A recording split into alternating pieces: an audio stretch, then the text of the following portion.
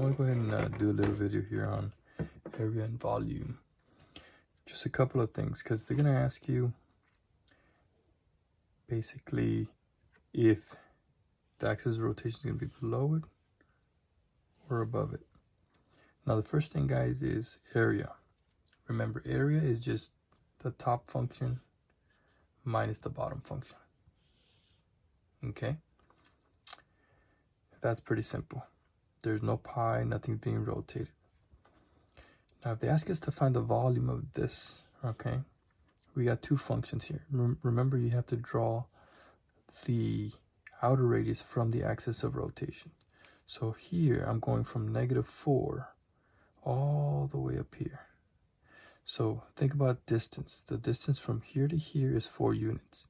And the distance from here to here, well, that's just the height of the function. So it's 4 plus f of x. Okay? And then right here, same thing.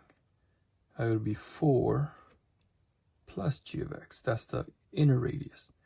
And then you're thinking, well, that doesn't make sense. How does that work? Well, that might be confusing, right? Because this little piece is in the bottom, right below the x-axis. But let's do this. What if instead of I drawing the radius out there, what if I drew it over here? That's my outer radius, and that's my inner radius. So you can see here, from here to here it's 4, from here to here that's the function. So it's 4 plus the function. And from here to here it's what? 4 units, and then from here to here it's what? It's still the function, the lower function g of x. So it works out the same way, okay? Even though it may look a little bit different, but we still set it up the same way. Okay, guys? So that's for the axis of symmetry, the axis of rotation below the x-axis, below this region, okay? And then above it, let's say instead of being below, it was above. Well, remember, we're going to draw it from the axis of rotation here. Well, from here all the way down to here, right? Well, I know that from here to here is the function, right? From here to here is 6 units, right? This is 6 units. But then from here to here is what? It's the function, but it's below the x-axis and it's negative.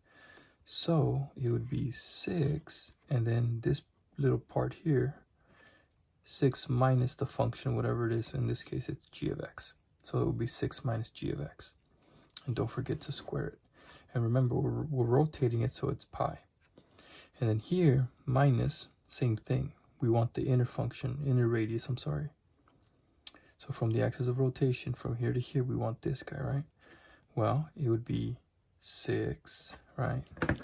This, the whole 6 units. If we take away,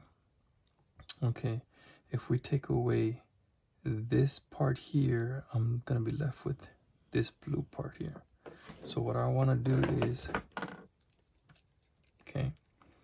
subtract this region right here from here to here.